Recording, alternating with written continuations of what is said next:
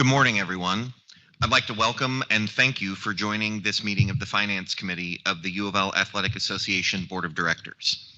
If you are participating virtually, please remember to mute your microphone when you are not speaking. I will now call the roll of the committee. Neely Bendapudi. Here. Eric Burson. Present. Sabrina Collins. Here. Dan Durbin. Present. Jasmine Ferrier. Here. Lori Gonzalez. Here. Andrew Grubb, here. Dennis Heichman. Here. Sam Rector. Here. Karen Turner. Krista Wallace Boaz. Present. Having determined a quorum present, I call the meeting to order. Our first item of business is the approval of minutes of the April 16th, 2021 meeting. May I have a motion to approve? Is there a second? Second. Any discussion? All those in favor signify aye. Aye. Any opposed? The motion carries and the minutes stand approved. Our next item of business is the approval of the 2021-2022 operating budget. Jeff, would you please brief the committee? Sure, thank you. Back on May 26th, we held our annual board budget workshop where we went into a detailed review of our proposed FY21-22 operating budget. We feel this budget's very conservative at a 107 million figure, and it's a balanced budget. I'm not going to go into any other details since we did that 2 weeks ago. So are there any questions on the actual budget itself? If there are no questions, then we're seeking board approval to adopt the FY21-22 operating budget for ULAA. We can give it a second. Jeff, I don't know if there are questions from others. May not have been in attendance at the prior meeting. Mm-hmm.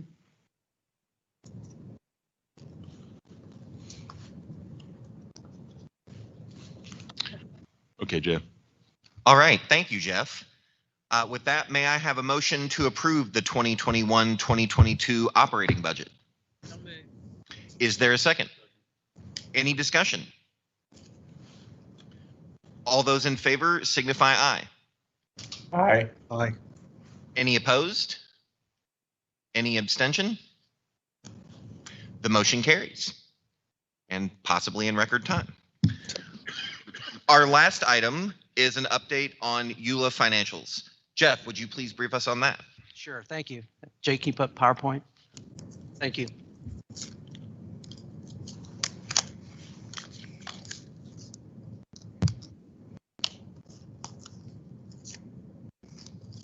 Okay, so this will be our final review for the fiscal year before we close it out, and these figures are through May 31st. So I'm just going to spend a brief time going through some of the high level figures. So on the first slide here is an overview of our revenue. It's all funds breakdown. So we have the operating section in the top part. Overall, our revenue is 83.5 million through May 31st, with operating being about 44.5 million and our restricted at about 39 million. That's that third column there. Going over, you can see that from last year, our operating revenue through May 31st is down about 42 million, and overall, it's down about 55 million. If you look at our cash flow and the way our revenues and expenses flow, a lot of our revenues on the back end, which I'll get to here shortly. So that's an update on our revenue through May 31st. Are there any questions on the revenue side?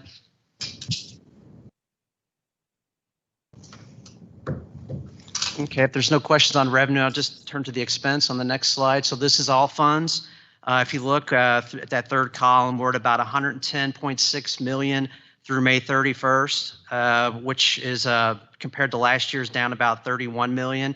So you can see again that we've tried to do a good job in reducing our expenses down to match our decrease in revenue. All areas are down except financial aid, which is actually up 1.6 million. Overall, if you go back to that third column, our net right now is about a $27 million loss. I do want to point out, though, that will decrease significantly because as of right now, we've got about 90% of our expenses recorded, but only about 65% of our revenue. So the month of June, we get a big piece of our revenue recognized in that month. So we anticipate that 27 million dropping drastically in this last month of the fiscal year. Are there any questions on the expense side?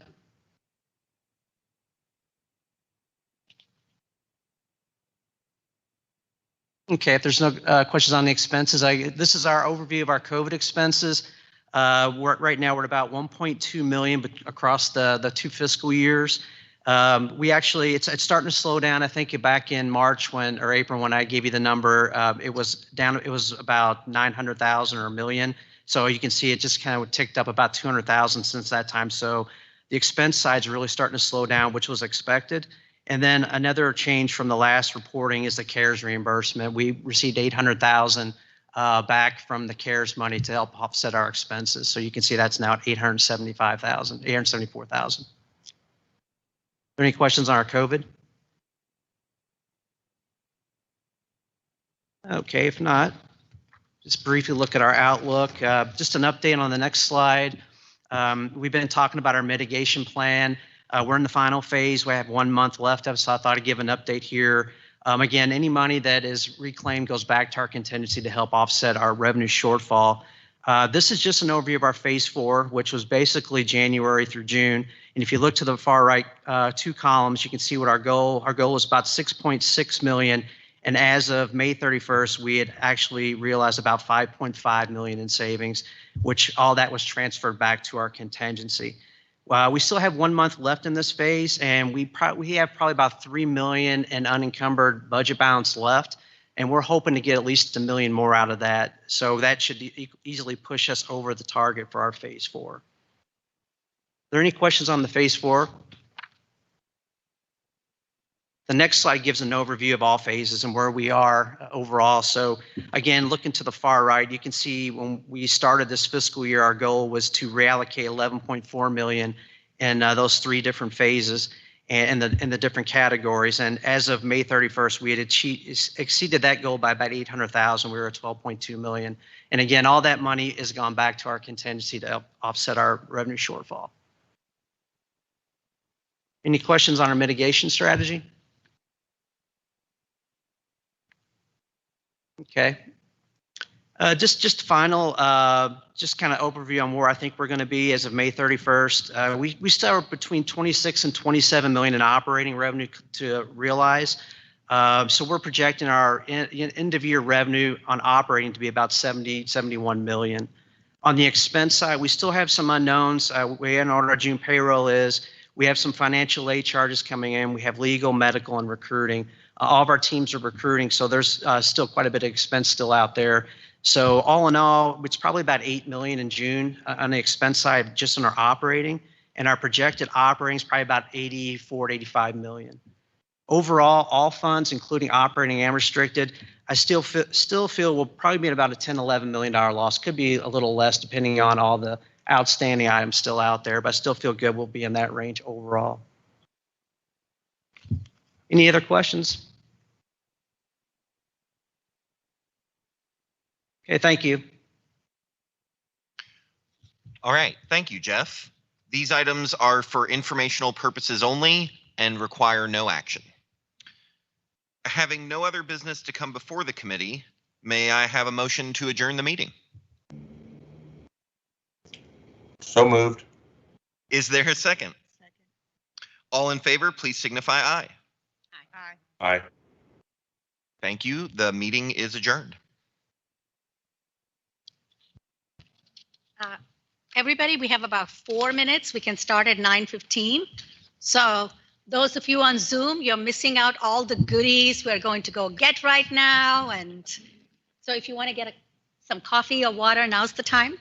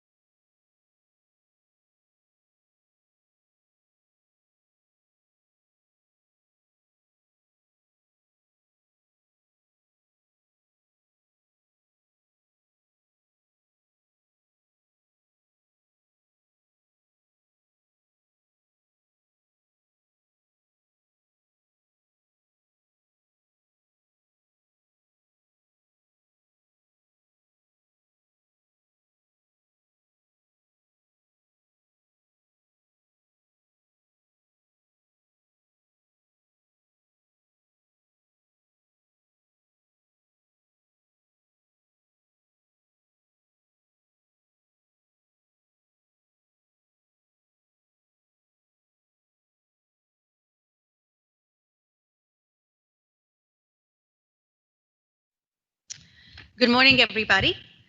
This is the regular meeting of the University of Louisville Athletic Association Board of Directors.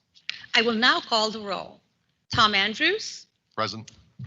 Ben Barbary, Here. Neely Bendifuti here, Larry Benz, Here. Eric Burson, Present. Sheldon Bond, Here. Jerry Bradley, Present. Ryan Bridgman, Sabrina Collins, Here. Jeremy Clark, Dan Durbin, Present.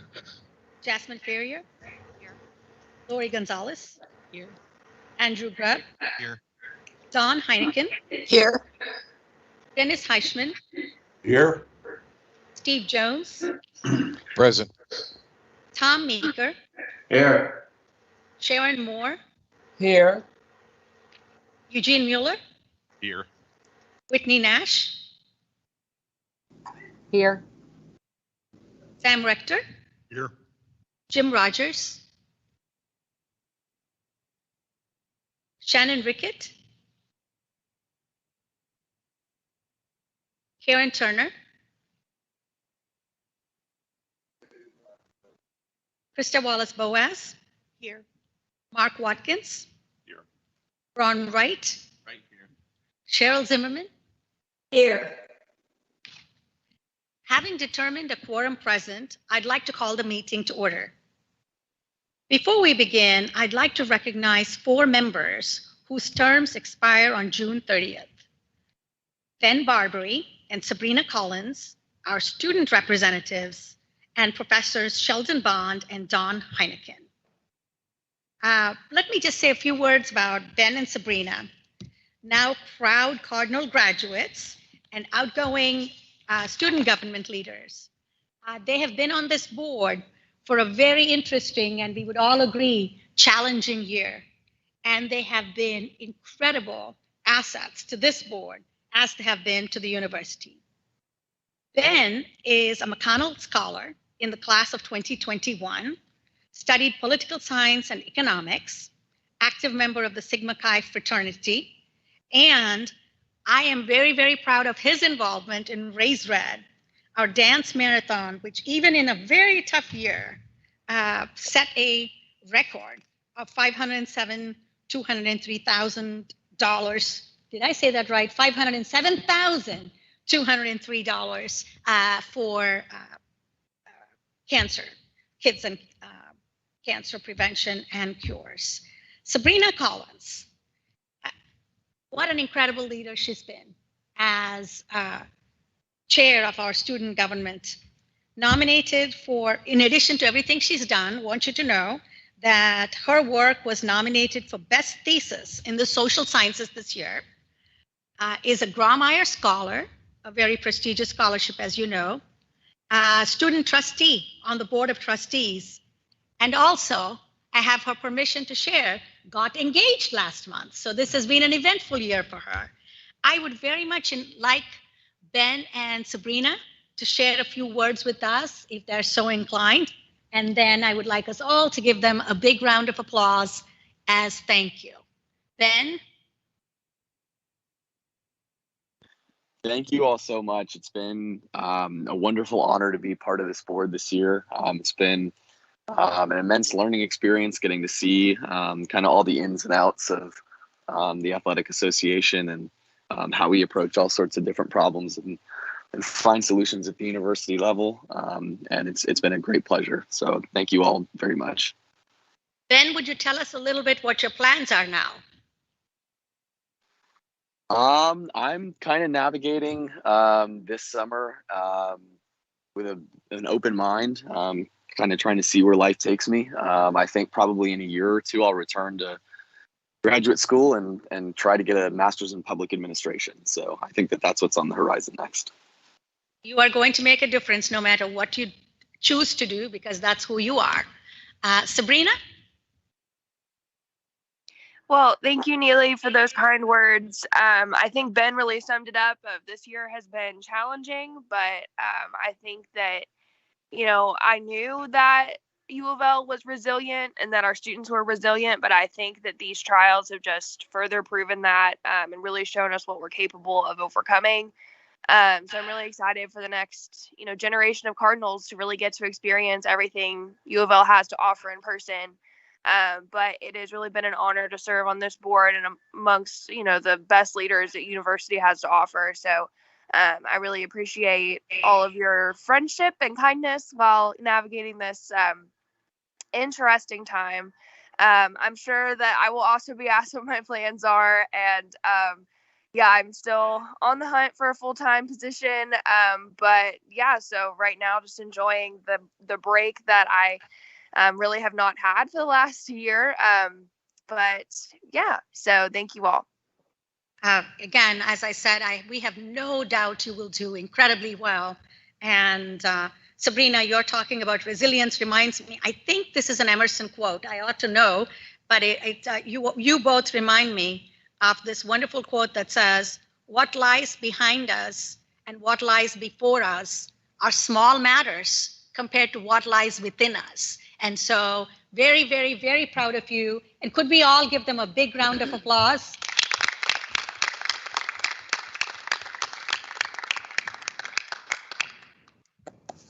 Thank you. I'd also like to recognize Sheldon and Dawn. They have been incredible faculty representatives on our ULAA board. Sheldon Bond was elected by the Faculty Senate to the ULAA board in 2018. He is professor of pediatric surgery and keeps busy because in addition to that role, is also assistant dean of clinical education and director of surgical student education for third and fourth year medical students. Similarly, Dawn Heineken is professor and chair of the Department of Women's, Gender, and Sexuality Studies, and her research focuses on critical cultural approaches to the study of gender representation in popular media, cultural studies, media audience reception, and feminist criticism. And she was elected by the Faculty Senate to ULAA board in 2015.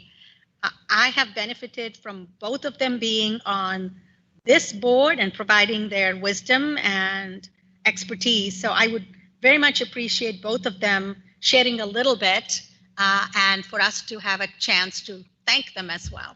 So Sheldon? I've really enjoyed my time on the board. It's very nice to get out of the downtown campus every now and then. It gives me an appreciation for the other world out there. I think this board is incredibly well run, and I've learned a lot from it.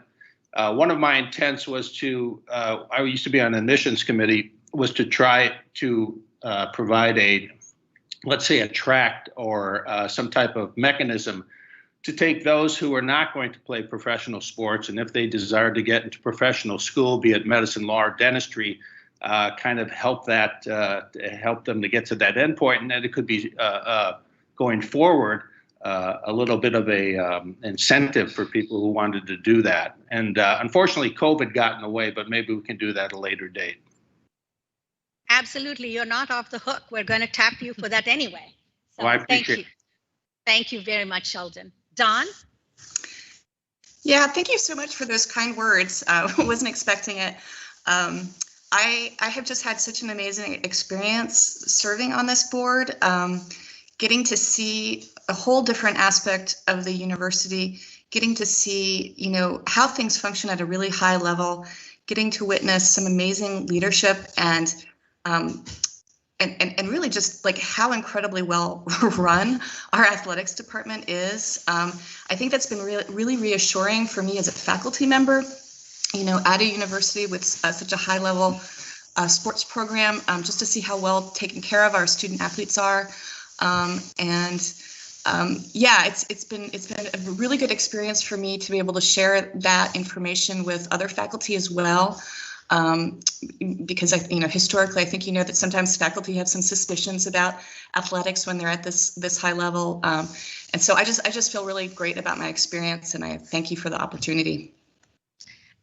Dawn and Sheldon, thank you so very much, and once again, as members of the board, if you would please give them a big round of applause to say thank you.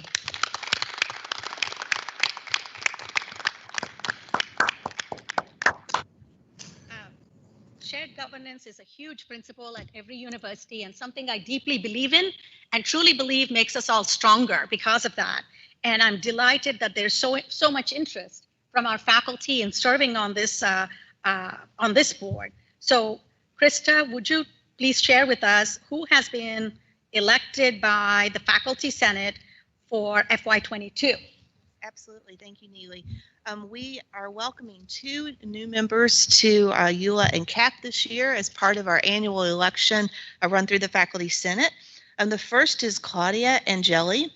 Claudia is a faculty member in the Bioengineering Department in the Speed School of Engineering.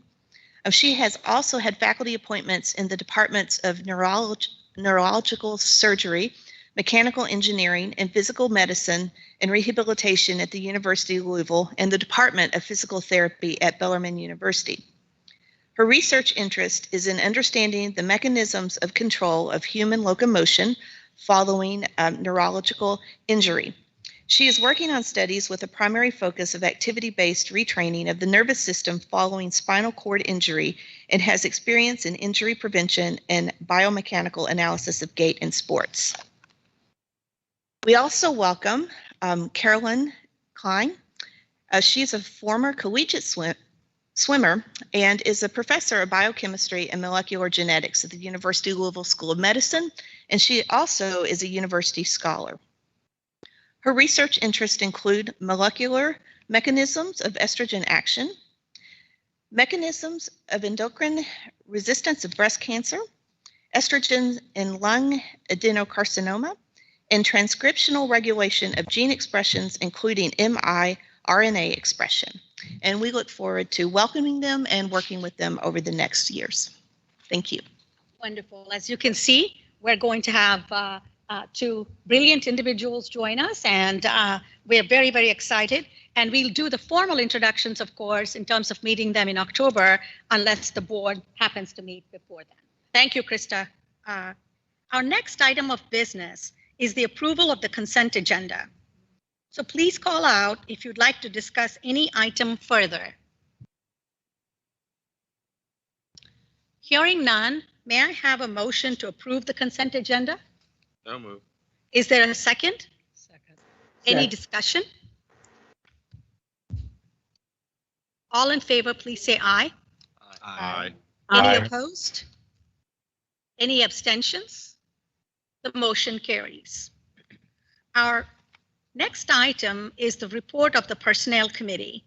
The committee met on May 26th and received from our AD, Vince Tyre, his self-assessment and an overview of the process he uses to evaluate associate athletic directors.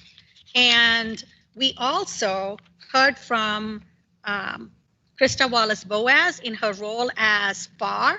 And finally, we had an opportunity to hear from all of the committee and board members in attendance to discuss Vince's performance. First, a reminder that Vince's bonus is at the discretion of the president, and the elements that are used in it are academic performance, the performance of our sports teams on the field, and how coaches and athletes represent themselves on and off the field.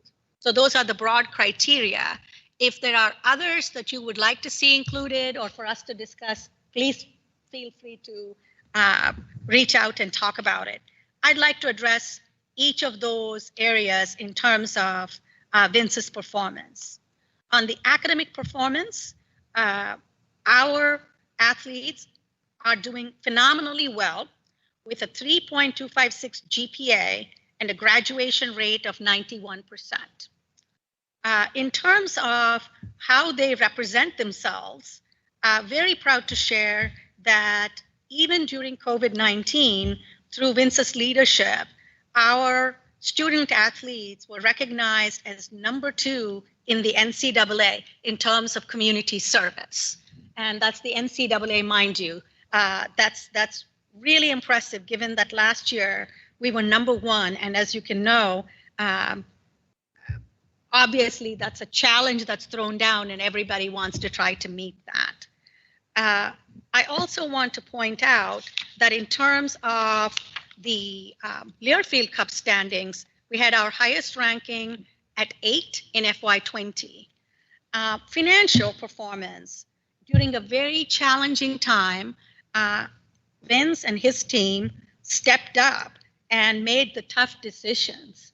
As you know, we are not immune. Every athletic department has faced these challenges, but hopefully you have seen how systematically and thoughtfully they have been trying to ameliorate the impact of COVID-19 on us.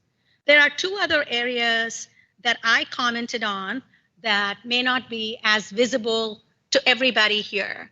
One of the things is how much he contributes beyond athletics to university life. Something that I'm proud of is that every member of my president's cabinet has been unselfish. They're not focusing just on their own areas. They're ready to say, how can I help everybody else be successful? And Vince really does set the example for that.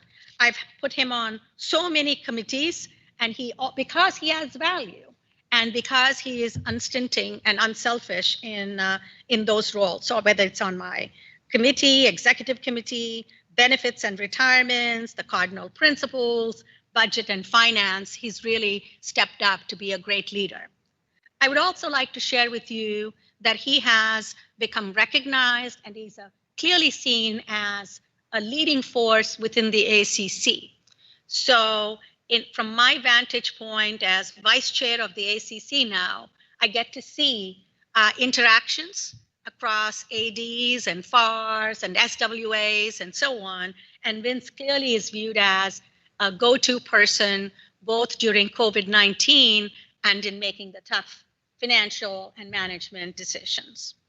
I'd also like to say that something I recall always, each of my team members, I think of something they say or something they do that's truly inspirational.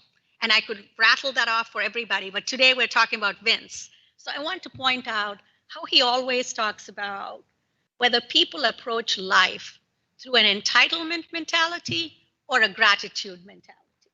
And I really appreciate that framing.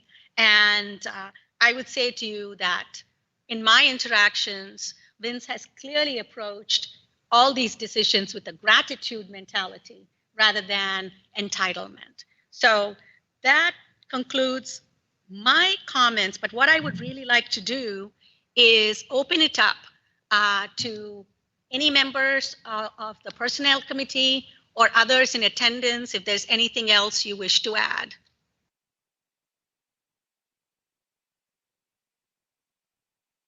All right. I will conclude my evaluation of Vince and of course bring that back to you when I have done so. That concludes the report of the Personnel Committee. Our next item is the report of the faculty athletics representatives. Krista, would you please begin? Absolutely. Thank you, Neely. And I believe you have a copy of my report, which will contain details. If you want to reach out regarding any of those, please do. The first part of the report is about the activities for CAP, our Committee on Academic Performance for this academic year. We met each second Tuesday of each month, beginning in August, and we go normally through May unless we have other things that we need to meet and review. We took this year to really take a deep dive and look at some of our different policies and procedures from athletics and from the university and from the faculty senate. So I think it was a good year, especially with me entering this role, to have a chance to sit with the committee and with our representatives from athletics and really take a close look at these things and have a chance to ask a lot of questions and, again, dig deeper. The CAP is comprised of our elected faculty from ULAA. We also have Allie Bitting, who joined us as a representative for the student athletes. She's one of our outstanding field hockey athletes.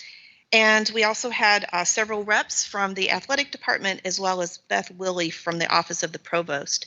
And Brad Jopek stepped in as his first year as serving CAP as administrative support. In addition to my activities and our work in CAP, I've listed several things that I've been working on and involved with as FAR. And one of the things, a couple of things we're doing currently is finishing up our time management plan reviews, and that will be ready soon for your review, Neely. We've also been giving the coaches recruiting exam, and I think normally in the past these would have been done maybe in a couple of sessions. This was pre-COVID over in the Thornton Academic Center. In an effort to still keep density down, compliance, members of compliance, and I have been going to the coaches' offices to give this exam, and we've also had a chance just to sit down and talk with the coaches, and that's been great for me to meet the coaches, see them in their space, and have some really great discussions about what was this year like, and of course their continuing role as that really frontline importance in our student athletes' academic progress. So that's been ongoing, and we'll continue those through the month of June. Also, as U of L's FAR, I've represented U of L in all of the pertinent legislative and governance meetings of the ACC, including attendance of virtual meetings of the ACC FAR Council. And I was recently elected by the ACC Board of Directors to serve as the FAR representative to the ACC Student Athlete Advisory Council. So I'm really excited to continue my work with U of L's SAC, and then also to join those students from U of L on the ACC SAC and work with our student athletes across the conference. So Neely, this concludes my freshman year as far. It's concluding my first year. It's been a great year. I really want to thank all of the members of CAP for their dedication and their diligent work and their support of me, because I've had a lot of questions for them. I want to give another special thank you to Sheldon and Dawn, who are completing their terms this month. Thank you again for all your hard work and support. And we look forward, of course, to welcoming our new members. And I also want to just say a special thanks to Brad Jopek, who was the administrative assistant to CAP and to the FAR. He spent a lot of time helping us transition from Elaine's office to my office, a lot of documents, a lot of organizing card box, a lot of hours spent on that. It's bittersweet that we say goodbye to Brad. He's been such a wonderful colleague, but we wish him well as he goes to the University of Maryland to begin his DMA in wind conducting. And we welcome Caleb McMonigal as the new admin support to FAR and CAP. So thank you, Neely. That concludes my report. Thank you so much, Krista. Anyone who knows Krista knows that if she takes on anything, she will do it thoroughly and conscientiously and very, very well. I guess you don't get to be a world-class pianist without that attention to detail. She's doing the same thing here. I'm very grateful. I do want to say how much I appreciated your taking the time to visit with all of the coaches, because I remember multiple calls where she was like, I'm just stepping out because I'm doing the test and I will jump back on. So thank you, and really appreciate your service. Next up is a report from our AD. So Vince, would you please begin? Thank you. And you know, Krista, thank you so much. It's been a great freshman year. I can say that firsthand, and all that's been accomplished. And you know, your curiosity has led to a lot of your advancement. I can assure you. Just asking those questions are great. So we appreciate that. As Neely noted, just on the academic side, things have gone extremely well again this academic year. The student athletes performed very well, as noted by the statistics that Neely pointed out. So we're happy with where we are.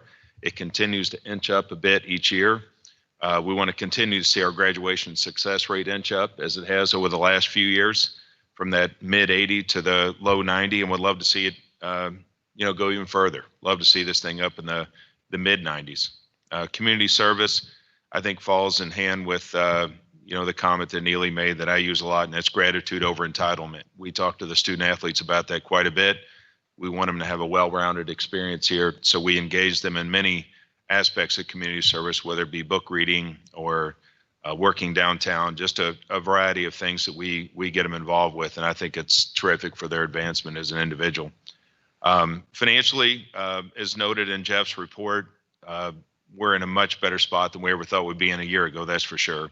At that time, we were in the midst of furloughs, significant staff reductions to the tune of 50 positions, and cutbacks in a variety of places.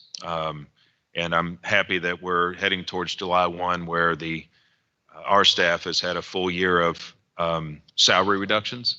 And I know that many of them are happy to have those put back in place and is planned in our budget for July 1. So that full year will now pass, and we'll be back on track with that.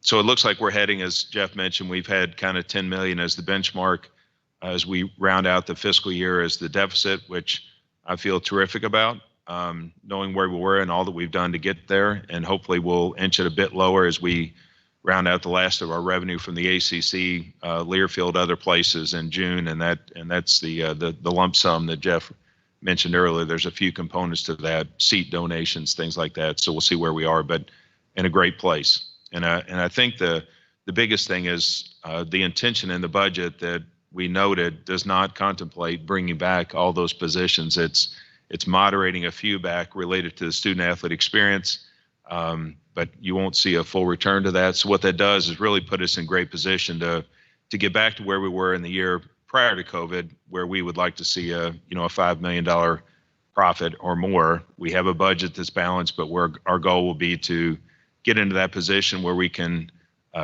fill up a rainy day fund, as well as balance out the other initiatives, capital projects that we have in store.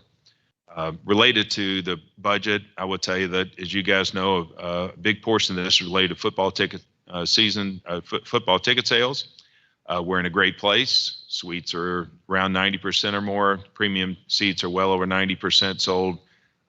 We're ahead of pace from 2019 on where we were on season ticket renewals. So I'd like to, we'll see where we finish up. We still got a long way to go to get to the final number, but with the full capacity announcement, that certainly helped give us a spark in the month of June, the last couple of weeks, and hopefully we'll have a good finish to the month and into July as we head to that first home game against Eastern Kentucky. On the overall performance, Neely mentioned our ranking in fiscal year 20, number 8 in the country was the highest we've ever been.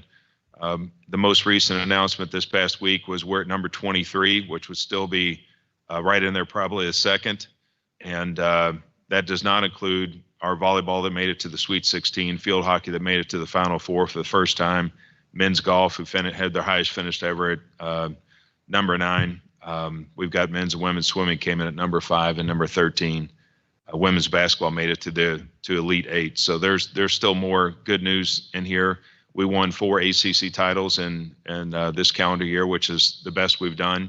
So with having 15 of our sports, be ranked in the top 25, we're in a good place. And I feel really good about where we are today going into this season's football and men's basketball, where I know there's a lot of focus. Had a terrific recruiting year in football, and many of those new additions showed up at the mid-year as freshmen, and really look forward to getting on the field. And then basketball, obviously, with some changes we've had in the roster there, feel really good about Chris's ability to embrace a new change, and that's called transfers. With the transfer portal and the transfer legislation, for those coaches, you can see this now. Those that have to embrace this new legislative change have done well, have fared well. I think Louisville's one of them. It's done a really nice job with that. So otherwise, NCAA, no updates on allegations on final timing and things like that. I don't know, that's always a question, and obviously, I'll touch on, but not go into any detail for obvious reasons. But the Dino Gaudio situation is certainly unfortunate. Doesn't represent the integrity and all the things we've put in place here in the athletic department. It's unfortunate. I think most saw his plea this month, and the final sentencing will come in August, as most were, August 27th. So certainly apologetic for that on behalf of the athletic department and what's occurred there. We'll address anything associated with that over time, but just thought I'd touch on it for a second. On a more positive note, and fundraising, things continue to do extremely well. I think you've noted in the last few years, it's been record numbers. We've had 9 7-figure gifts come in the last really 18 months. We're sitting with about $25 million in a war chest of pledges to put towards projects to go forward. We took a pause in many of the major projects, but we'll look to move forward on some of those moving ahead. We also intend to announce a women's capital campaign very soon. We have a couple key donors behind that, and we'll have a more formal rollout of that during the summer. Notably, for our donors, we will, since we're back to full capacity, and we will have our red and black donor event on August 19th. Everyone here is encouraged to attend. It will be on the football field as we normally do that, and there'll be nice entertainment. Neela will give us some opening remarks to wow the fans and our donors, and then we'll go from there and have some entertainment, some live entertainment for the night. But it's really just a relaxed setting, casual attire. We hope everybody can make it. A couple days prior to that is our football kickoff luncheon. Again, everyone here is invited to that. It will be at the Galt House this year. We'll be live for that as well, and look forward to those that can attend that event on behalf of the athletic board. Noting, going back to the master plan for facilities, as most know, we completed a master plan for facilities for years to come with the assistance of Populous, our outside architect. Some of those things we are looking to move forward on at this point, not significant in dollars, a couple of them, but we will have our fan zone. The phase 1 of that will be open this fall. We'll do that in 2 phases. During the summer, you'll see an opportunity open up across from the stadium down on Floyd Street, where we will have a fan zone that's going to be really neat, unique, and in college sports.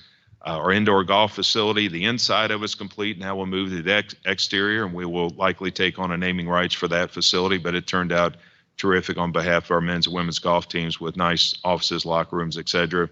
Stadium seats in softball and baseball are complete. We'll now move forward on the approval of the video boards for lacrosse and field hockey. They've gained approval. Now we'll execute on that. Field hockey turf is one we'll have to look at. It's got another year left before we replace that. The Keeber Center, which is the practice facility for men's and women's basketball and houses women's lacrosse, has a plan behind it as well. I think we're moving forward on that. We've scaled it back a bit, but I think it's going to be a terrific output that we'll bring forward to the board at the appropriate time. Baseball indoor facility with Kroger's support we're now into the point where we'll move past renderings and get into construction cost and things like that, continuing to fundraise, and we'll bring that back to this group and to the Board of Trustees as well. An entrance to the baseball stadium is also being renovated with the support of Jim Patterson. We're working with Jim on those specifics as well in design, and we'll have those final construction costs to bring back as well. Women's tennis locker room is in dire need of an upgrade, and we're taking care of that as we speak. Lacrosse Stadium also has some minor upgrades to come, and I'll stop at that point on the master plan for facilities. Related to COVID and where we are today, though, we've cautiously moved through. We're not mandating or requiring our student athletes to be vaccinated at this point, but we are allowing them to relax some of their rules related to mask and other factors once they're at 85% as a sport. Many of them are above that or approaching it very quickly, and I think we try to be thoughtful about the individual needs or requests of all of our student athletes and staff. If they have a unique situation, we discuss them, but that's kind of a baseline for each sport to try to achieve as we get into relaxing some of the COVID guidelines that we've had in place.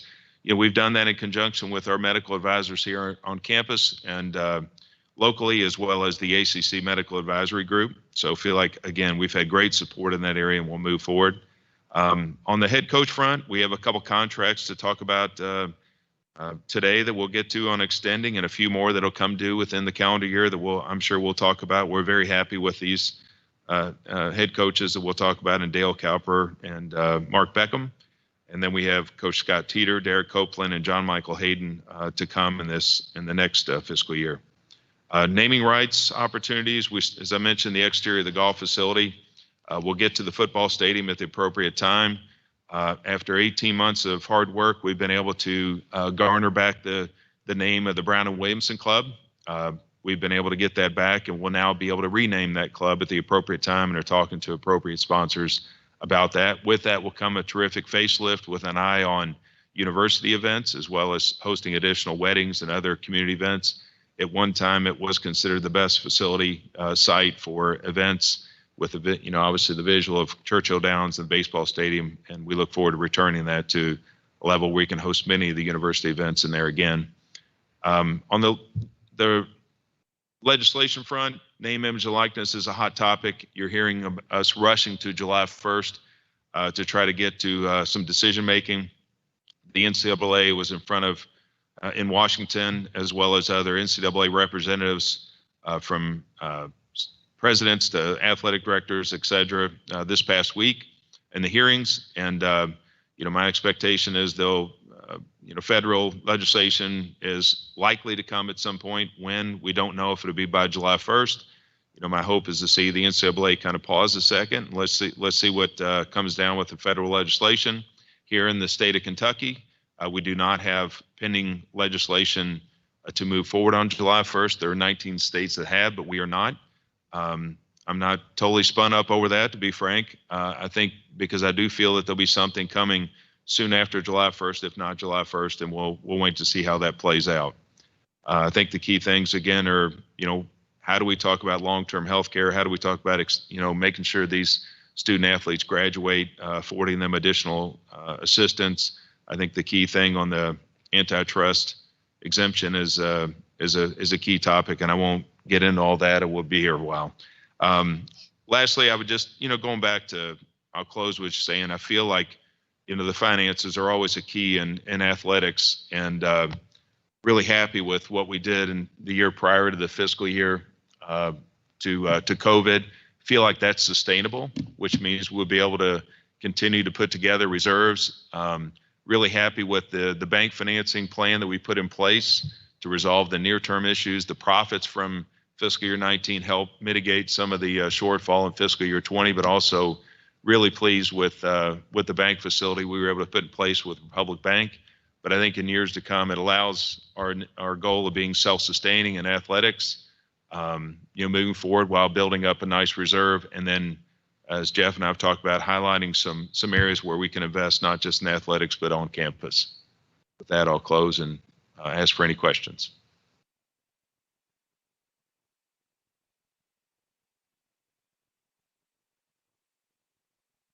Thank you, Vince. No actions are necessary. Next is the report of the chair. I have nothing new to report. You've had exhaustive briefings from both Krista and Vince. So with that, may I have a motion to recess to executive session to discuss personnel matters and proposed or pending litigation pursuant to KRS 61.8101F and 1C respectively? So moved. Is there a second? Any discussion? All those in favor, please say aye. Aye. Any opposed? The motion carries, and we are now in executive session. I ask that only the following remain: Directors of ULAA, AD Tyre, Deputy Athletic Director Hurd, General Counsel and Vice President Curry, Associate AD and University Counsel Shoemaker, Associate AD Calabrese, and Vice President Chief of Staff Smith, and Assistant Secretary Beamer.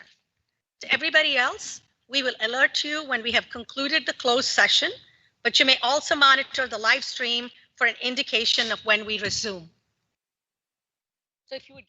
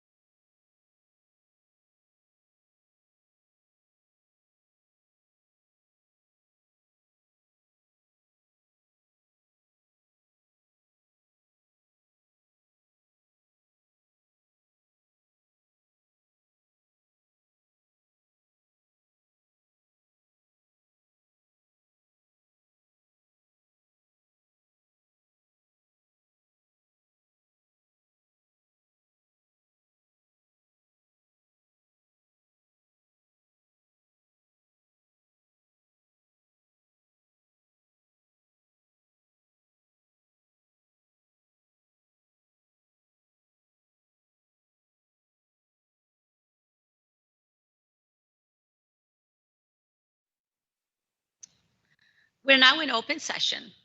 In executive session, the board discussed personnel matters and pending or proposed litigation. We will now take the following actions. May I have a motion to approve the recommendation to authorize the AD to execute an employment contract extension with Dale Cowper as head coach of track and field and cross country? Is there a second? Any discussion? All in favor, please say aye. Aye. Aye. Any opposed? Any abstention? The motion carries. May I now have a motion to approve the recommendation of the AD to authorize him to execute an employment contract extension with Mark Beckham as head coach of women's tennis? Is there a second? Second. Any discussion? All those in favor, please say aye. Aye. Any opposed? Any abstention? The motion carries. Having no other business to come before the board, may I have a motion to adjourn the meeting? So moved. Is there a second? Second. Second. All in favor, please say aye. Aye. Meeting is adjourned. Thank you very much. Thank you.